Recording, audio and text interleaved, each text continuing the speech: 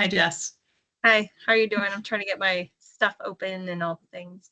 That's all right. I was actually wondering about sharing. I don't know if I can share uh the tracker. But I actually wanted to start today with a little bit of an update on school finance stuff because I've been kind of having a lot of conversations about that, specifically for Poudre. Um, so I think it was, well, I guess it would have been our last call since we didn't have one last week. But so 2 weeks ago, Carolyn had expressed a concern, and it's one that I have already, I had talked to Dave about, and Brian Kingsley and Ryan Gustafson about the remote schools that you guys have and just kind of the financial challenges with that. So I started out I had a meeting with Rep. Basenecker on Monday I had kind of two tracks that I was going to try to pursue to try to get you guys more money. One was getting some additional funding for these remote schools, which I feel like should probably have a fairly low price tag because it's, if it's coming through the formula, it's a per pupil. So if they're small schools, they wouldn't. And I don't think there are too many districts that have these, that are in this situation. So it might be a handful of schools across the state if we try to get this in place. So I kind of started poking around on that, and I talked to Rep. Basenecker about that. The other thing that I talked about is in the current formula, current being the one we have had since 1994, and this predates both of us, but back when, before I started at the firm, when Pat Stedman represented Poudre, and Poudre was part of the Coalition for Thorough and Uniform Education, I think was what the title was. That coalition came together because it was a collection of these districts that sat at the bottom of what they called the J curve. So they weren't the really big districts that get a lot of money because they're huge, and they weren't the really small districts that get a lot of money because they get a huge size factor adjustment. It's just the ones that said what is now the floor. So basically, Pat Stedman, who was with the firm and then left to be in the Senate, he got something into the formula that adjusted it to create that floor. But as far as I know, Poudre has always been in that situation of being either at the bottom of the J curve or on the floor once we created a floor. Yep. And that's just a function of the makeup of your district, because the formula is calculated on demographics, and we can't really do anything to change the demographics. They sort of are what they are, but we could change the floor. And so I talked to Dave and Brian and then I talked to Rep. Basenecker on Monday about, can we raise the floor? So right now the floor is 95% of the state average. Could we bump it up to 97 or 98? I don't think that would have a huge price tag either, but probably bigger, because obviously that would be per pupil for your entire enrollment, and any other of I think there's maybe 9 districts that sit on the floor.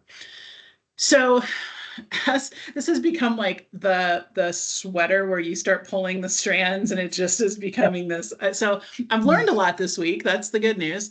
I thought I already knew a lot about school finance. The first thing I learned as I started poking around is that the new formula, which is going to get phased in over the next, I think, 6 years is where we're sitting now, does not actually have a floor in it. That when they adopted that, they didn't include that provision. So I was kind of like, that seems like it's a problem. It seems like we'd be headed for another J curve if we don't put, so I have talked to a few people about, like, would there be an appetite for at least creating that? Not that it's something that would help you right now, but I feel like it's a preventative thing for Poudre to try to help you, make sure that you don't dip lower than you need to be. And the response, I haven't had enough other conversations to really figure out what they're trying to do, but in fact, I just got a text. It was that there's some other ideas that would get to that same issue. So I don't know what those other ideas are yet, but I'm going to just kind of keep pursuing that. Again, it's not really going to generate any money for you now, but hopefully it will kind of protect you. So I don't know if we can, and in the meantime, while we have this 6-year rollout of the new formula, there's a hold harmless provision that says you won't drop below what you get in the old formula. So they're going to keep calculating what you would get under the old formula, including the floor funding. Okay. I doubt that there will be much political will to change what that floor is on a formula that's about to be phased out. But, you know, and certainly right now there's not a lot of money to do anything, but that potentially could be another option. So given sort of what I learned about the floor funding and that whole situation and just the overall cost of it, I've kind of been focusing on the remote school situation. And what I learned about that was, you know, I started going down the road of, can we create this new factor that is for districts that are big, but they have these individual schools that are small and remote. And it's funny. I talked to the chief analyst in Ledge Council for school finance, and he said, you know, there's this thing that I had sort of forgotten about, and nobody ever really pays attention to it. But this might get you what you want, and it's actually in the categoricals. It's not in the formula. But so we've got our formula, and then we got our categoricals. The categorical total pot has to grow per Amendment 23, so it has to grow by the inflationary increase every year. But the JBC gets to decide how the money in that pot gets distributed among the categoricals, and they include things like special ed and English language proficiency and transportation. So those bigger ones have kind of sucked up all the oxygen. And the small attendance center is one of the categoricals. It is, and I wrote down the specifics here. So it is one of the lesser funded ones. The total in the last year was 1.6 million that went into it. And it was for schools that are 20 miles from any other similar school in the same school district. That makes sense? Okay. Yep. And I'm going to throw this out to you to tell me if your schools will qualify for this. And then the other thing, the threshold is they're below 200 students in the building. Okay. So 20 miles, 200 students. And I did check in with Dave Montoya, and you guys do get some funding for small attendance center money. I would need to get with Brian Gustafson to find out exactly how much, but so apparently you are receiving that. It said in the thing I was reading that there's a total of 11 schools statewide that in 9 districts that receive it. Yep. And so then when I was reading how this is calculated, it's 35% of the difference between the per pupil funding that you receive for your district and what it would receive if it were a separate district, I guess. So if that one school was its own district. So it's basically a 35% difference. So they would look at, like, you've got, you know, let's just say Campo is one of the smallest districts in the state. Let's say one of your schools would be equivalent to Campo. You take the PPR of Campo, excuse me, the difference with what you get, and then it's only 35% of that. So I sort of see 2 opportunities to try to make, and my understanding, this is the other thing I just need to confirm. My understanding is that with the new formula, categoricals haven't really changed at all, other than they have added some factors in the formula that have previously only been in categoricals. But as far as this goes, the small attendance center should still be in categoricals moving forward indefinitely. And the categorical, you know, the money going into categoricals should still be the same and growing. So I think we could start to push the JBC to try to bump up that 1.6 and give that small attendance center line a bigger chunk. Or we could try to go in and change the law around that 35% difference, or how that gets calculated. You know, we could ask for a higher percentage or something like that. So I think we only have one school that actually would really fit that model. It's under 200 students. We have 2 schools that are up towards the mountains, and they are more than 20 miles apart. But the one closer to Fort Collins is, I believe, only like 17 miles from LaPorte. So it's like right there. Yeah. So and we don't have a middle school or high school out, like farther out. It's only the elementary schools. Mhm. So, I mean, it would help with the one school, but I think that school has about 50 students. So it's not Okay. gonna be, we're probably already kind of maxing that out. Even if we Yeah. change the formula a little bit, it's probably not worth where you're gonna put your time. Right. Yeah. So, I mean, yeah, it may not really generate enough money for you to make it worth, as the oldies in Kansas say, the juice isn't worth the squeeze.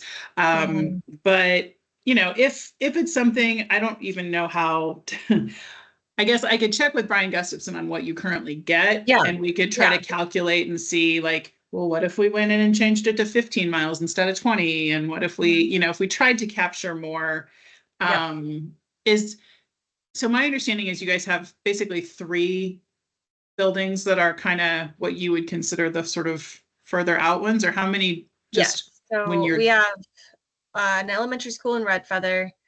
We have another in Livermore, and then we have an elementary and middle school. They're on the same campus, but they're 2 separate buildings in LaPorte. So I think that one may only be like 10 miles. Okay. Actually. So, but I can quickly find out where would it be closest. So, I think those were kind of the 2 avenues that I was going to try to pursue to help you guys out. The other bigger issue that I just want to make you aware of is regarding school finance is there's so I guess it would have been on Monday or Tuesday. No, actually late last week, sorry. The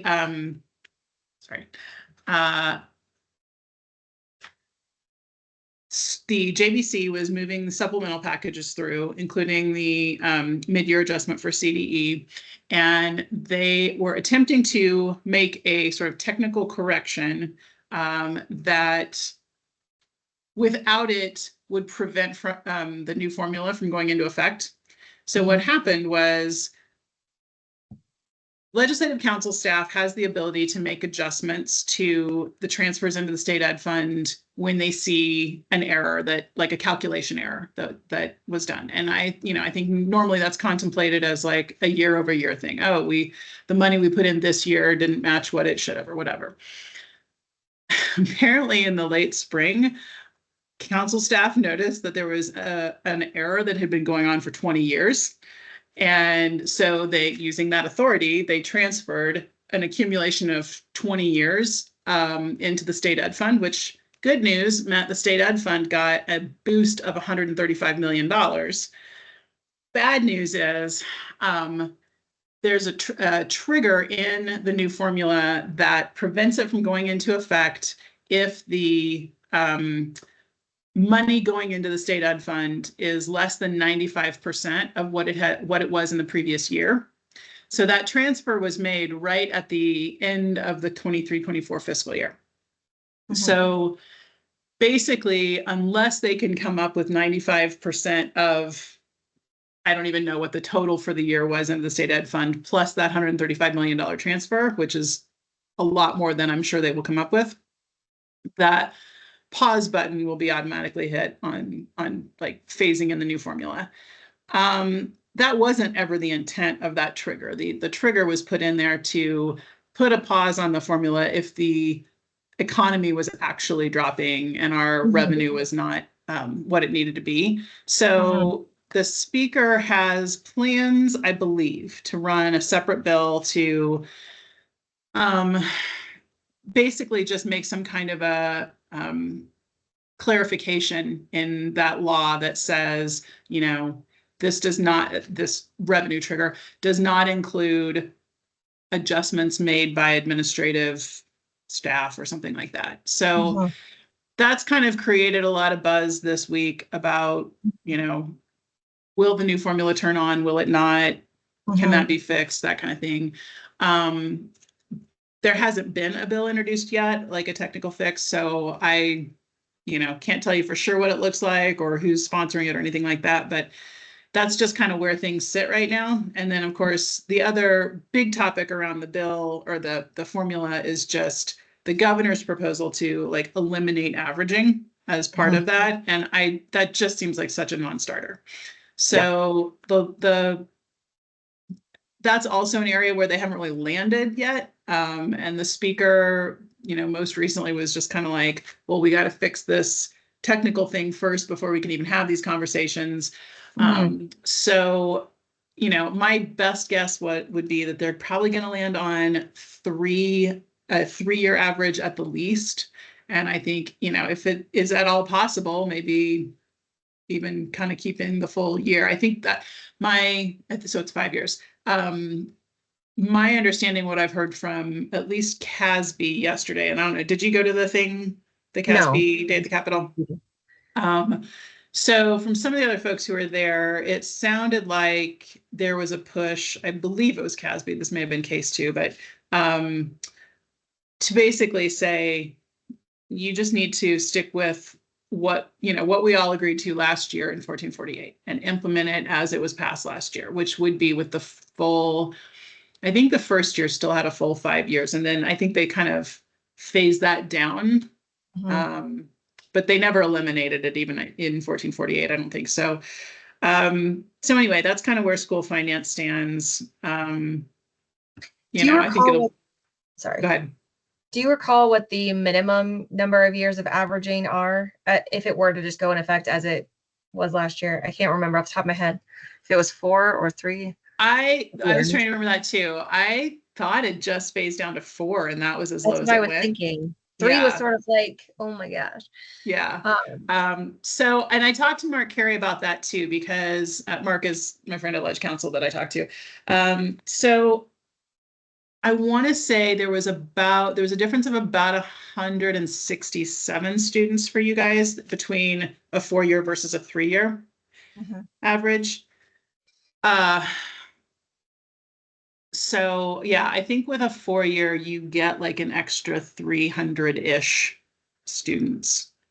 And it's about half, a little less than half of that, or a little over half that to drop it by 1 year.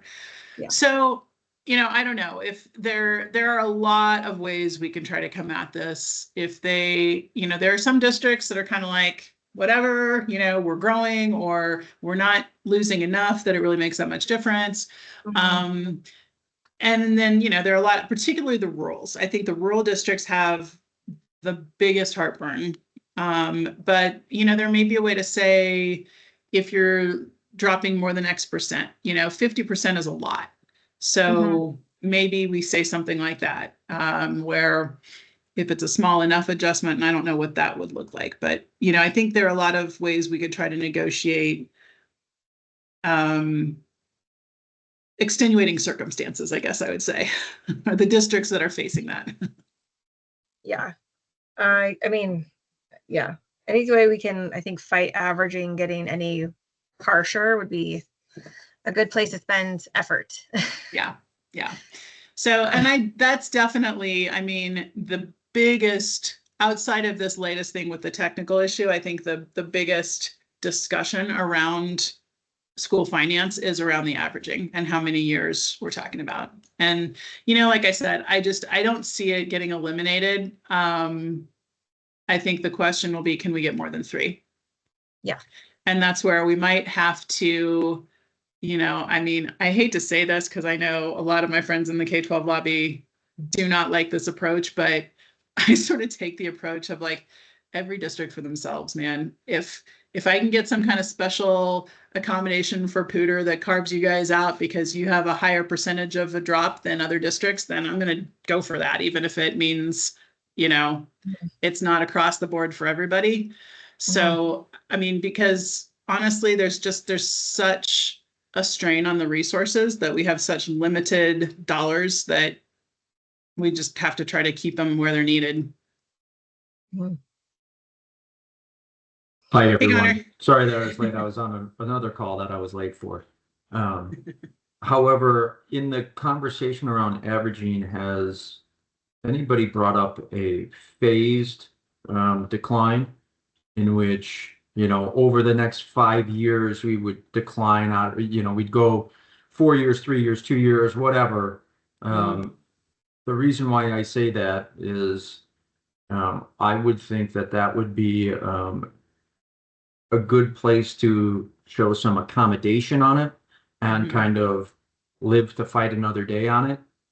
See how revenues and the cap and all these other things happen, and then be able to revisit it. So I was wondering if anybody has kind of brought that idea up. I mean, it definitely came up last year in the 1448 original conversations because, just when you were asking about the number of years, I was kind of thinking that's what we did in 1448, that like, I think we kept 5 years, at least for the purposes of a whole harmless situation. And then they were trying to phase it down. And I just can't remember if the phase down was only to 4 or if it actually phased further, like 6 years out. But yeah, I mean, that's definitely something that people have talked about. And, it's honestly, I don't even want to speculate about what next year might look like and federal funding, and who knows, where we may be if we just kick the can for a year and go, yeah, we can do 3 years next year. But it's really it's a challenge right now, as far as just coming up with the money. And I haven't had an opportunity to ask somebody kind of on the inside of the JBC staff about what change, if anything, that extra 135 million in the state ed fund makes, if that helps alleviate any of this issue. So, I mean, seems like it would, but at the same time, I think what the legislature normally does is they just calculate the total state share, and then they kind of figure out, do they have enough in the state ed fund? Do they need to take from the general fund? And so if they had more in the state ed fund, it probably wouldn't change the total share that they're calculating unless we're, pushing for that. But yeah, I mean, I think the averaging is still top of mind for, I think, everybody, including the speaker.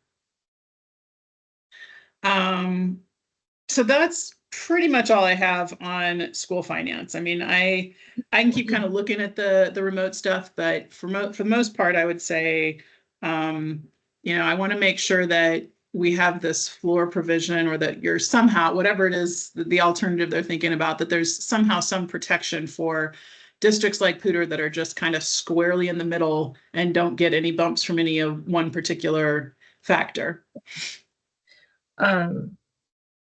So what I want to make sure I understand, when it was a J curve, there was no minimum, right? Like that was, it could be anything.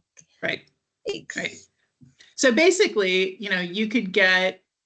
you'd always get your base. Everybody gets the base. And then if you had a really low cost of living, or, relative to the rest of the state, if you had a low cost of living, you had, fairly low ELL, fairly low, any of the other factors, you weren't a small district with size adjustment, you basically just got your base.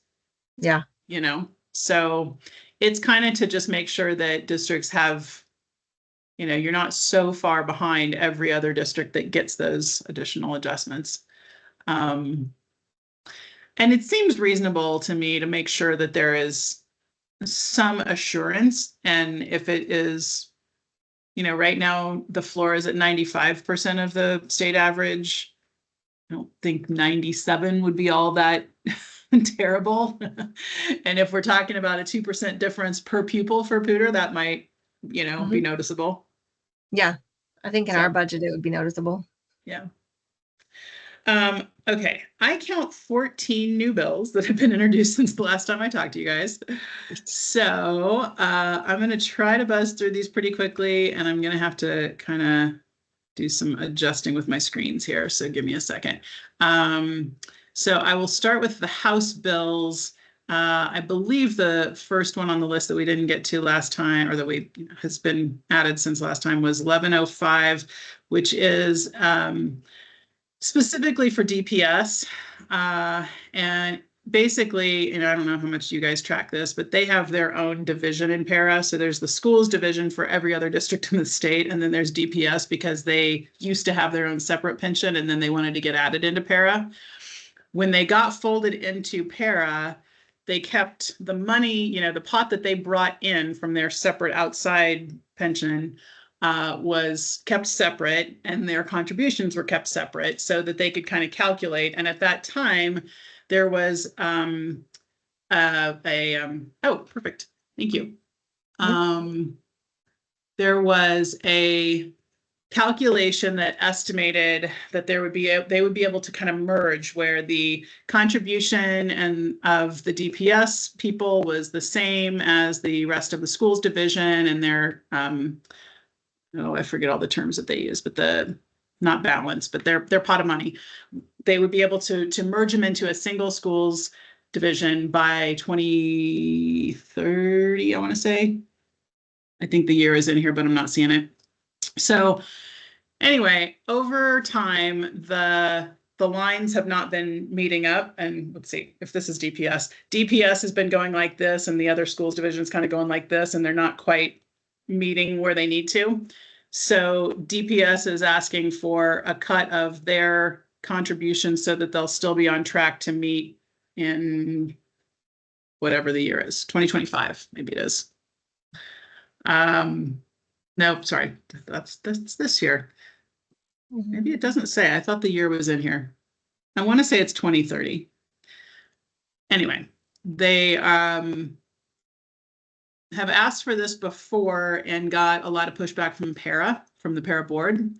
My understanding is that the para board this time, well, actually, no, the para board is still pushing against it. Secure Para, which I believe is the group that represents para employees. I believe that they are neutral. Let me just see here. Yeah, so para hires an army of lobbyists, as you can probably see on the list here. But so let's see, para. Rural schools are monitoring. Yeah, there we go. AFSCME's monitoring. Well, maybe the Secure Para hasn't weighed in yet, but anyway, it's kind of a Denver specific fix that they're looking for, and I don't think that it really impacts you guys, but anyway, anything that has the word para in it, I always just put on your tracker because I just never know, and I want you to just kind of be aware of it. So okay. That one, I think it's fine to monitor unless you want to just completely remove it, but I don't think it's probably something you need to weigh in on. Yeah, I would still say monitor just in case anything changes that would impact us, but sure. Yeah. I don't. And I can certainly let you know if any of the other like Kate or Casby or anybody else weighs in. I haven't heard that they plan to, but in fact, everybody that I've talked to, they're like, that's a DPS thing. Then, move along. I don't care. Okay, so the next one is the cell phone bill, 1135. It's pretty loose. It basically just says that districts have to have a policy. It does lay out some of the things you have to consider in the policy, but then at the end of the bill, it says that the provisions within the bill do not apply if you have a policy in place by, I think it's August 1 of this year. So if you click on the little introduce link there right above track bill button, that's where it says introduced 129. Yeah, right there. Thank you. Yep. So I think it's probably on the 5th page. There's just kind of the general, this section does not apply to a charter school or local board of ed. It's a charter or local board adopts and implements a policy regarding possession and or use of communication devices or cell phones on or before August 31st. So if you already have a provision, a policy in place regarding cell phones, then I think basically the entire bill doesn't really apply to you. If you don't have one, you just are supposed to adopt one, and then you would need to consider certain items, and you can't, the policy can't preclude ADA use and things like that. I mean, it's pretty common sense. So we have a policy. So I don't think this will end up applying to us. I would still like to monitor it. I have wonderings if there will be people who have really strong feelings about cell phone policies and will start requiring edits that say, I don't know, like students below this age can't have cell phones, or this is how cell phones have to be. If they're in the school, they have to be in their locker. If there's any kind of like additional language that makes this where we have to adopt a certain type of policy, I would want to still know that. But otherwise, I think we're good. Yeah. Yeah, and I we think can the definitely way it's go ahead.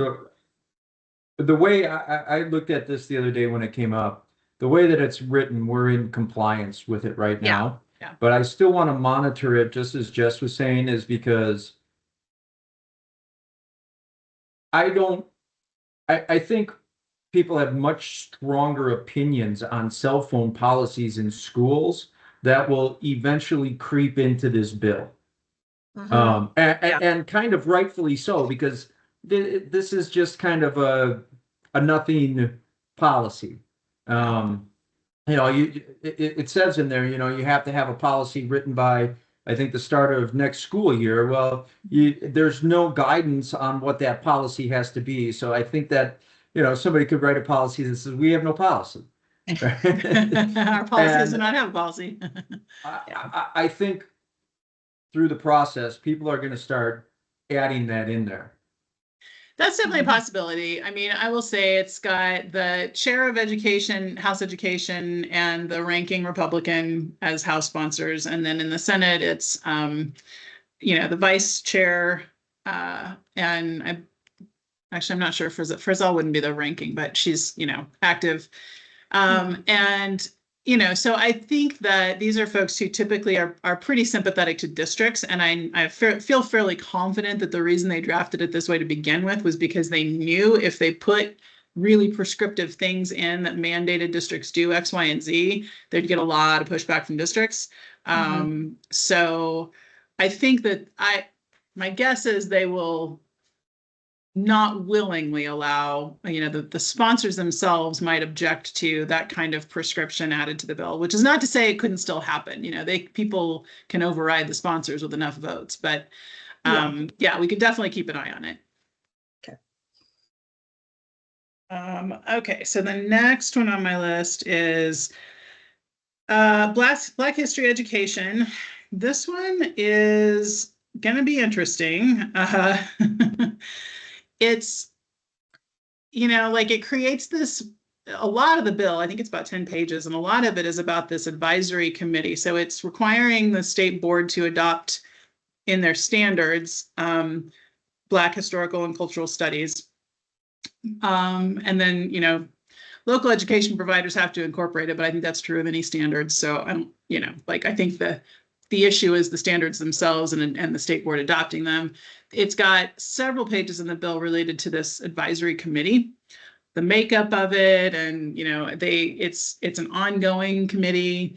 It does require the department to provide what's the word I'm thinking of? Not a clearinghouse, but a bank of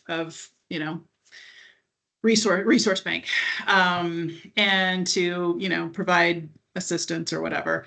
So, I think, it's mainly focused on the state board and the department on sort of what they have to do with regard to this. I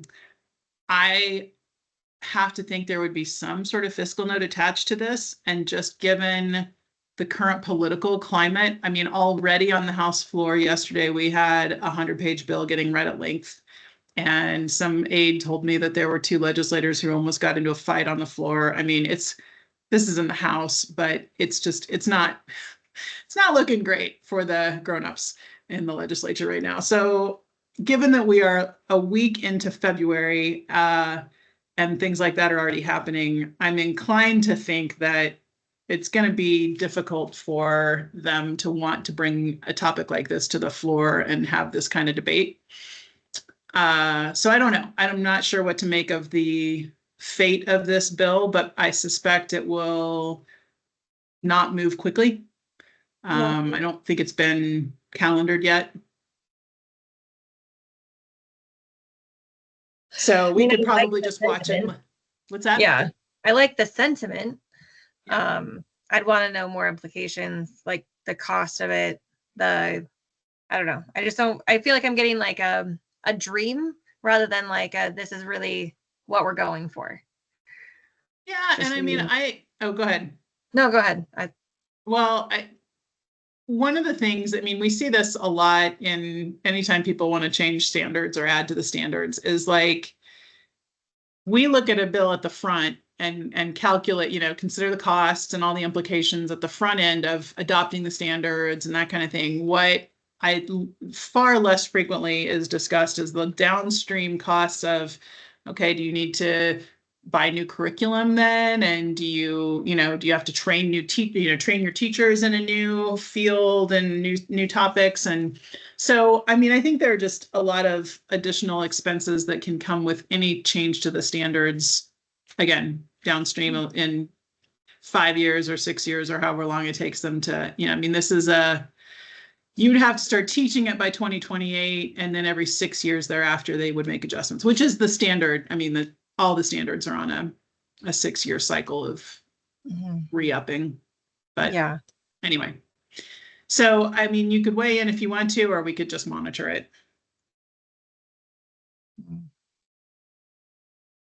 I'd put it in monitor right now until a fiscal note comes out on it.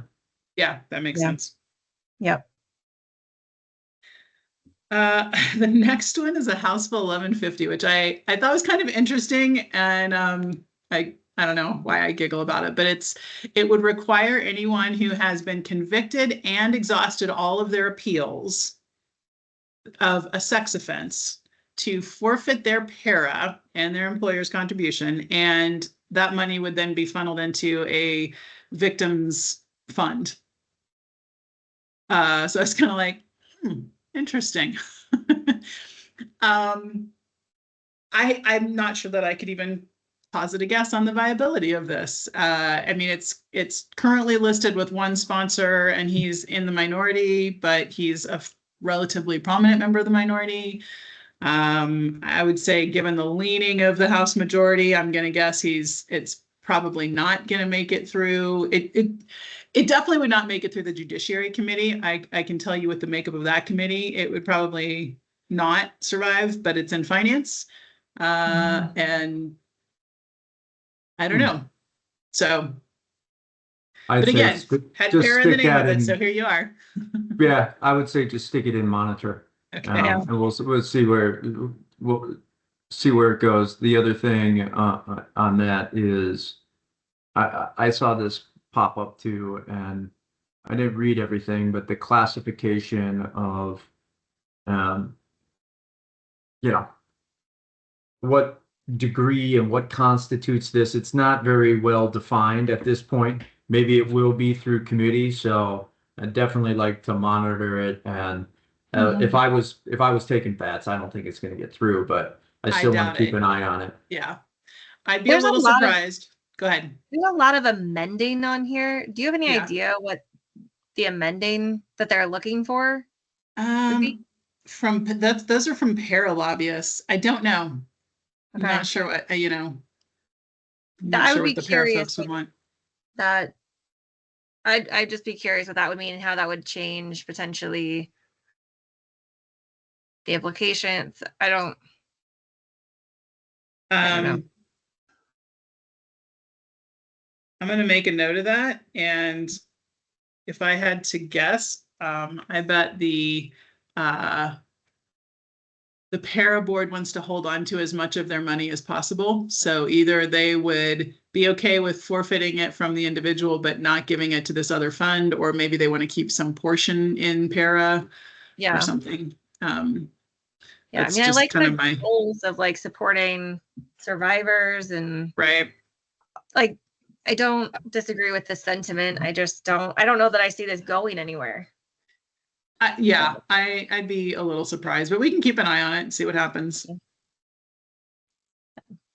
Okay, so the next one is 1152 is one that I hope you guys would like. A lot of districts do. This comes after that House Bill 1110 from a few years ago on the website accessibility stuff. And it's basically intended to create an onus on the vendors to make sure that the vendors are actually, a third party who's maintaining a website for you, for example, that they are actually taking responsibility for making it accessible and following all of the requirements that OIT put out. And if they aren't doing that, and it just adds a requirement. So my understanding is in current law, there are a lot of requirements already for procurement by public entities. And so this would just add that as like a requirement. So basically it would say they can't, you can't contract with them if they can't do it. And if they don't, then they're in breach of contract and you'd have a recourse. It's primarily being led by St. Vrain. I think this is coming from Brandon Schaefer. And Greeley also supports it. They testified. It was in committee 2 days ago, and I think it was on the floor. No, maybe it didn't go through the floor yet. Does it say where? Shoot, I can't navigate this one. I'm trying to remember now if it actually made it through the floor yet or not. Yeah, I guess it didn't. So it's it got through committee unanimously, but they haven't heard it on the House floor yet. So anyway, it's got fairly broad support. It doesn't really change the original requirements for the accessibility. So the disability folks are kind of like, yeah, sounds good.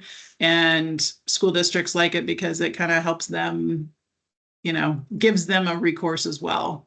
Yeah. Is this only going forward, or would we have to reconsider like materials we currently use with contractors? I don't think it affects current contracts. Okay. I'll try to verify that, but I believe it's just for new. And it might say if you open the bill, I can't remember. Okay. I'm just thinking like each year we adopt a certain amount of curriculum. If we're now kind of having to think through that differently, I would just want to know more than anything else.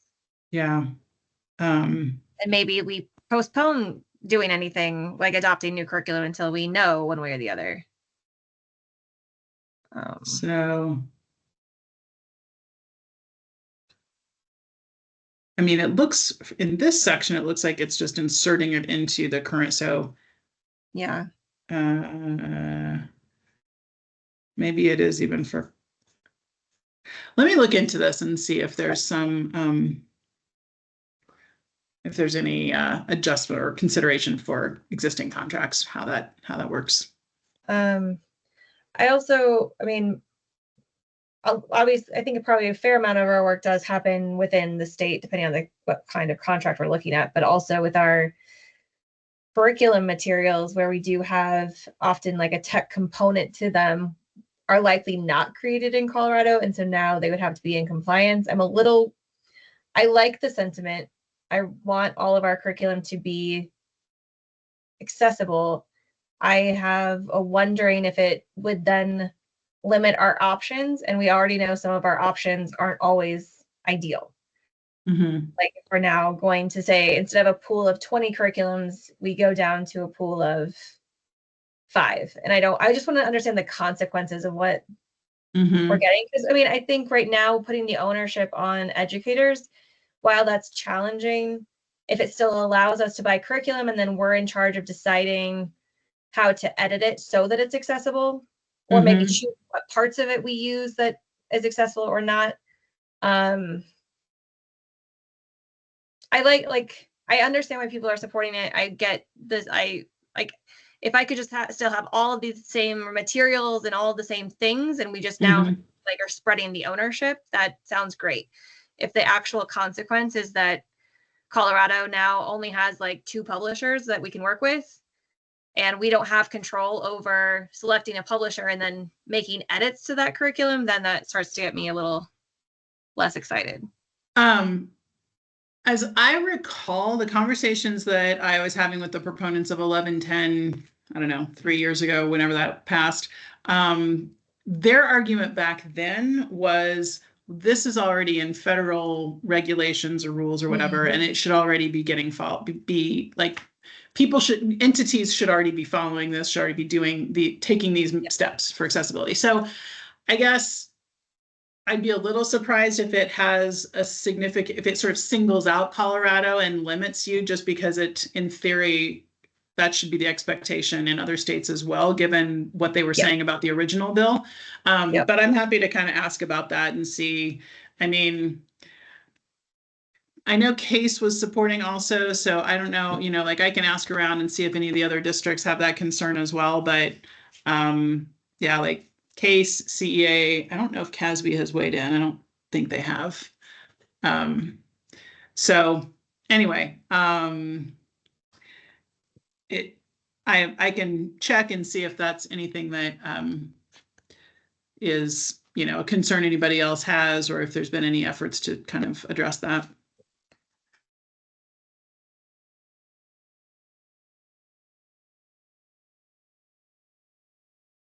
That's all I got. Connor, do you have any? I just stick it kind of in monitoring on that one. And I think as it progresses through, we could probably switch to supporting there. I think some of the, just looking on that list of supporting and monitoring, those are some of the like districts that are supporting it already. So I wouldn't move just yet, but sooner. Okay. Well, I'll leave it monitor for now. So the next one on my list is 1158, which I gotta be honest, I need to try to get more info on this one. I think she attempted this last year. My understanding, I was asking Matt Cook about it because I was kind of like, is CASB doing anything on this? I'm not quite sure what she's trying to get at. By my read, it seems to be an effort to curtail or sort of protect, kids who are doing things online from getting redirected to websites where they shouldn't be, or getting pop-up ads or something like that. But I'm not sure if there's more to it, or if there's some specific issue that she is. Well, I say she. It's actually two sponsors in the House, but Rep Bradley, I'm almost positive, ran this or something very similar last year. So when I say she, I'm kind of referring to Rep Bradley because I think it's really kind of her brainchild. And looking at the folks that were listed on the lobby, as I recall, on the supporting, or the positions, I don't think there were any that were. Is this you, Jess? Are you able to scroll down? Or I don't know who has control of the in the overall page. If you go down below where the there we go. Yeah, so it's always telling when you can look on this list and there aren't any groups that are already actively supporting it. That tells me this isn't coming from some interest group. It's coming from the legislator themselves. So that's why I say I'm not entirely clear on what she's trying to get at, but at any rate, this one, I would say we could monitor it, and I'll try to kind of get more info as I can. I think Case was trying to amend, let's see, I got a message from Matt Cook, and he says he thinks Case has been talking to her, but not sure how much success they've had. So it sounds like there are efforts to amend, but I'm not clear on what it is they're trying to get. So I will keep an eye on it, but I'm not sure I could even suggest a position for you at this point. Yeah, I guess I kind of want to go back and look at last year's and see if it's identical or if there have been any edits. Yeah, and I can't remember. I would have to do a search of Brandy Bradley's bills because I can't remember the bill title or a name, a number or anything. So it would take me a minute to find it, but I can try to look it up.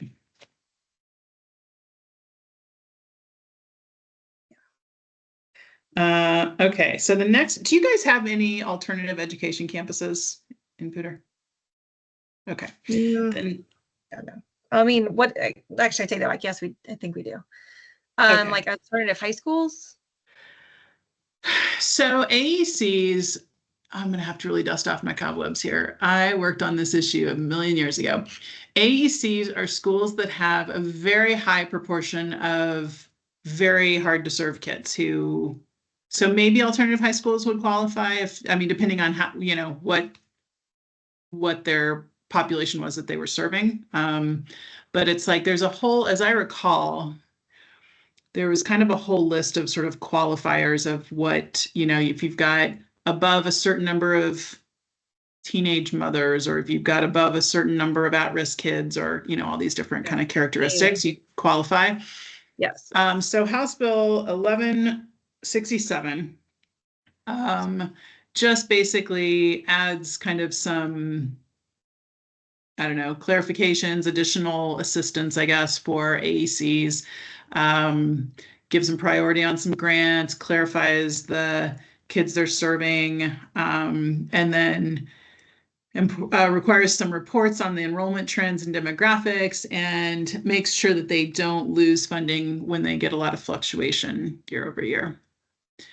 So like I said, I wasn't sure if you guys even have the, if you have any AECs in your district. If not, might not even affect you. They get a different type of, like, their funding is calculated differently. I know that from the state. So seems like it's probably helpful for AECs. I don't know that it would have a fiscal impact unless, I mean, I suppose in theory, the department could put something on for the report, but that seems kind of bogus. Maybe this, the second point on who they're authorized to serve, if that changes their numbers at all, that might have a fiscal impact, but it's probably minimal. I don't think there are too many AECs around. So maybe an FYI. Yeah. I mean, we do have, I think, 2 campuses that would probably fall under this specifically. Mm-hmm. Have them having access to more grants is never a bad thing. So yeah. Yeah, I mean, it's probably marginal assistance, but it's some assistance.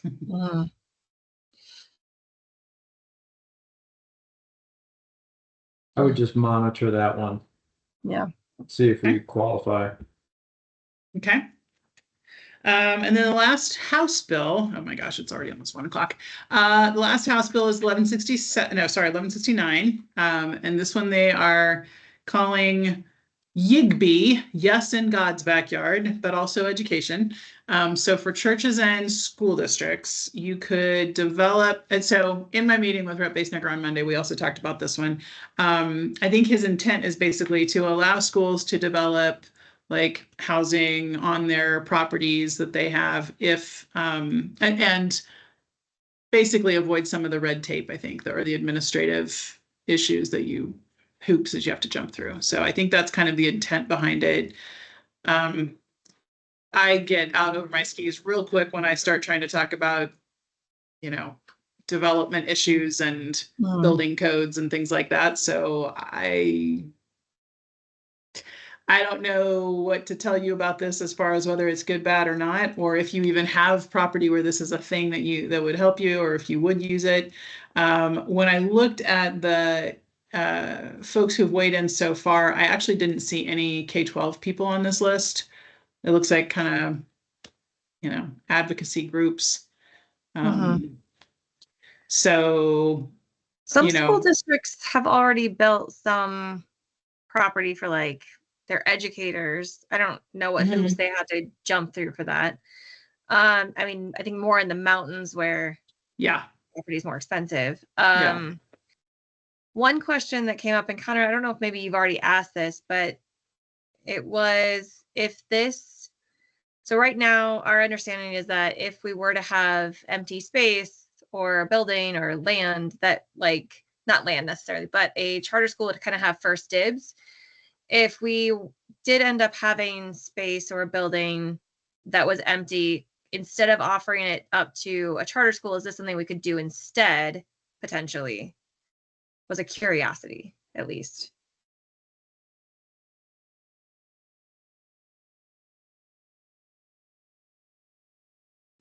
I have not heard anything back on that. Okay. There's, I forget off the top of my head, a bill number that went into law that kind of loosely defines the order of who can bid on district assets. So before kind of making any kind of decision on this, I think we need to get clarity on that. And if this doesn't supersede that order, then I kind of see it hard for us to get behind this one with any gusto. Yeah. I mean, I think at this point, this doesn't really impact us. I don't know if it ever really will, to be honest. But at the same time, I don't want to tie the hands of a future board or future district admin if this is something that becomes something they need. So I wouldn't say I'm not against it by any means, but I do kind of want to know the hierarchy of how we have to use our space. Yeah, and I will say, you know, the prevailing message in my meeting with Rep. Basenecker was he, you know, really wants to help Poudre, and anytime there is an opportunity for him to be helpful, he is more than happy to hear concerns or help with any kind of, you know, bills or amendments or anything. So that was a general blanket statement, but I definitely think if there were specific things in this bill that you felt like you would like to see or that would be specifically helpful to the Poudre School District, I'm happy to take those to him, and I'm sure he would appreciate hearing them. Whether he can, you know, make the changes we want or not is, I mean, he does have a co-prime to work with, but I know he likes to hear where you guys are on things. Yeah, I like the sentiment. I know housing is one of his, you know, passion areas. So I definitely wouldn't, again, I would not say this is something I'm ever going to probably be against, just because it really feels like the goal is to provide us with more control over our land and building space, which I think is great. I just kind of, again, would like to know the hierarchy of what we have to do with, like, where are our hands tied and where do we actually, are we getting freedom to do those choices? So is that, just so I'm clear, the hierarchy or the priority for charters, is that in state statute? I believe so. Okay, that's not like a board policy or something. No. That wouldn't be our policy. That's like, yeah, that's part of why I don't know how they intertwine. That's not something we control. Yeah, well, I mean, that's certainly something that I could ask about is, you know, how does this intersect with giving, you know, the whatever other state law there might be on this. Yeah. Okay, so there's the House bills. Scrolling down to the Senate bills, 113 is the first one. And, you know, honestly, I think the Senate bills we could probably buzz through fairly quickly. 113 is the mid-year adjustment. So it's basically, you know, long and short is we had higher enrollment, I believe slightly lower at risk. And, you know, so it's the annual true up for the current budget year. But anyway, so that is, and it's interesting because there's the current budget year for the General Assembly, which is the 23-24, or sorry, I guess that's right, 24-25. Yeah, it's the same as the school year. I'm getting my references mixed up here on my years. So anyway, there's not really, that's already gone through the Senate at this point. They're trying to move them through quickly, and because it's current year, they try to get them approved so everybody's got the right amount. So that's just kind of an FYI. The next one is Senate Bill 123, which adds genocide of Native Americans to an existing standard, I believe. Let me see. The Holocaust. Yeah. So, I mean, this one just came out a few days ago. I don't think there's a ton of folks who have weighed in yet.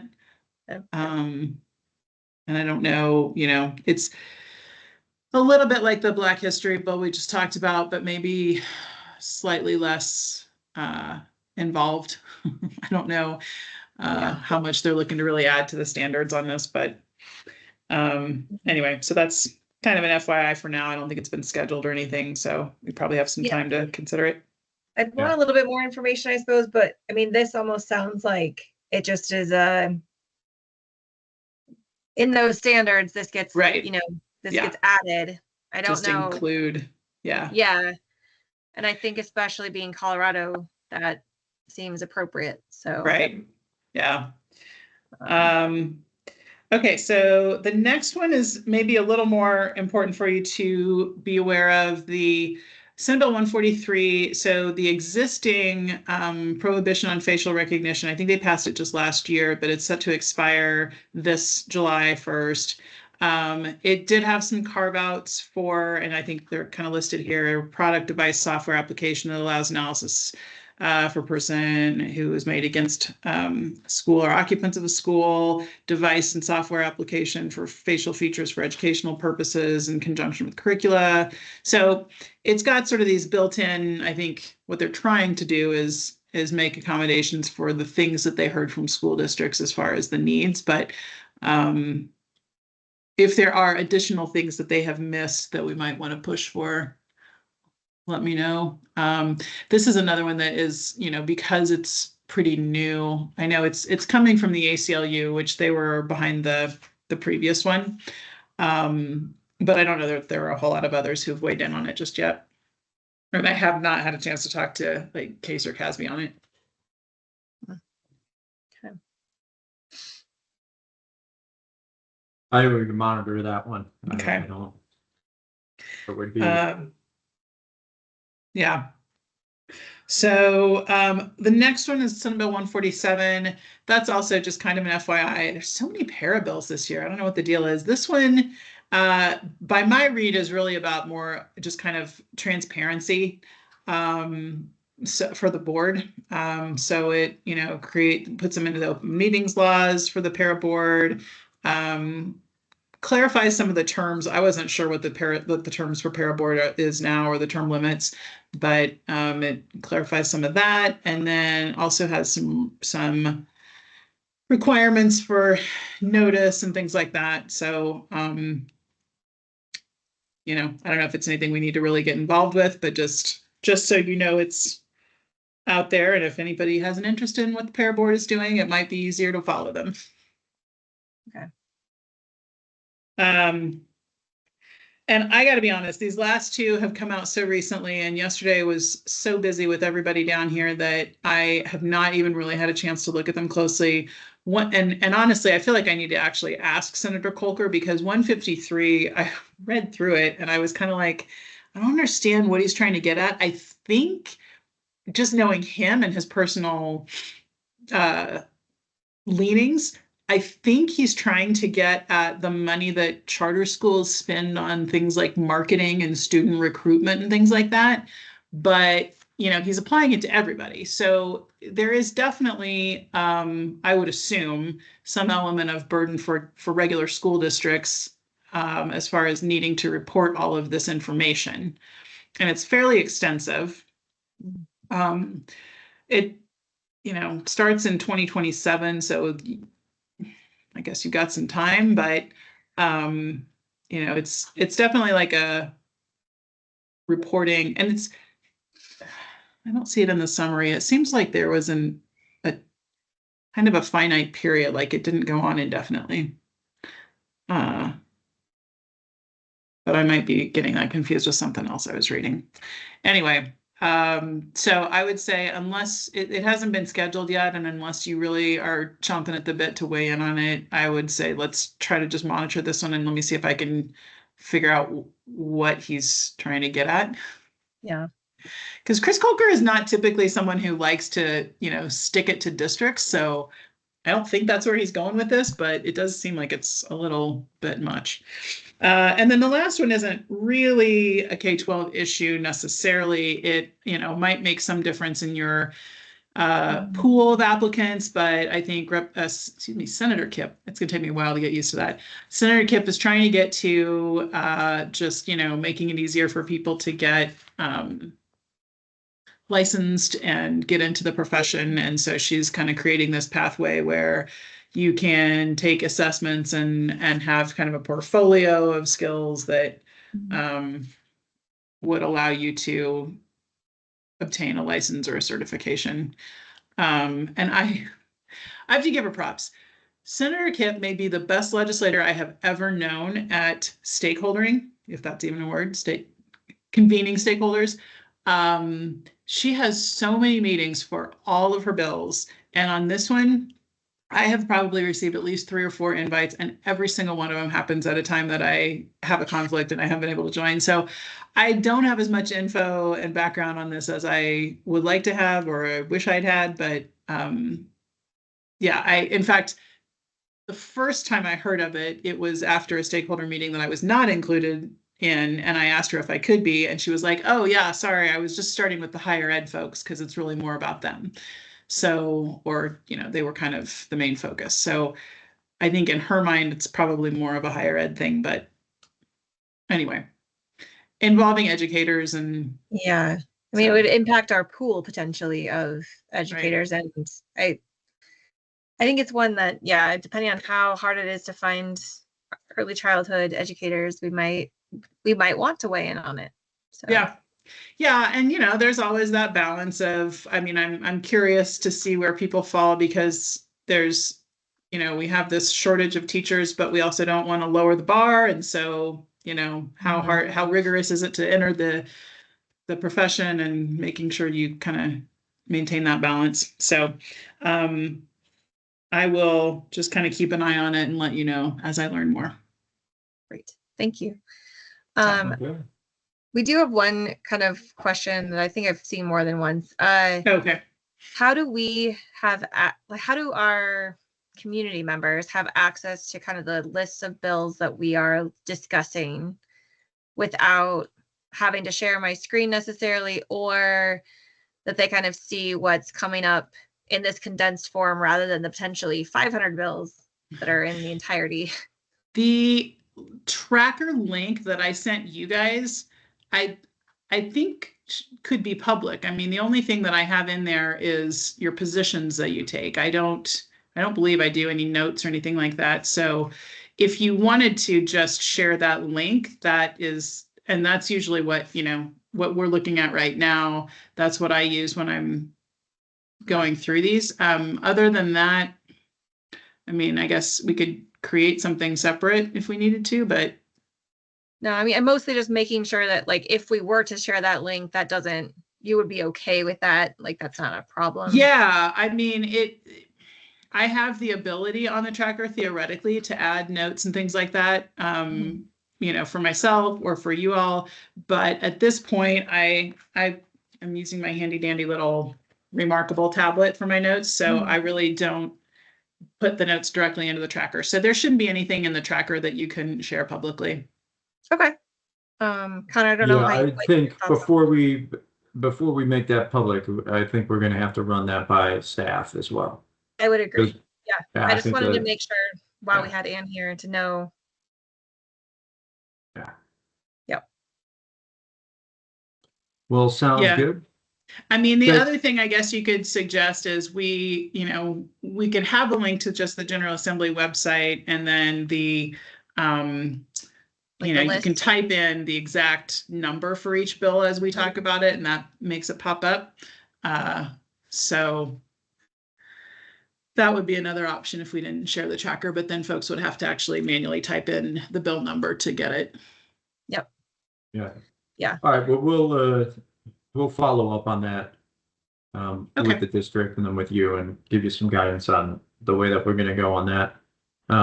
Thank you for the accommodation on time. I was on another call. Sorry that I didn't hear the first couple of bills. That's okay. No, you just missed school finance stuff. Okay. Yeah. Sounds good. And we will all see each other next week.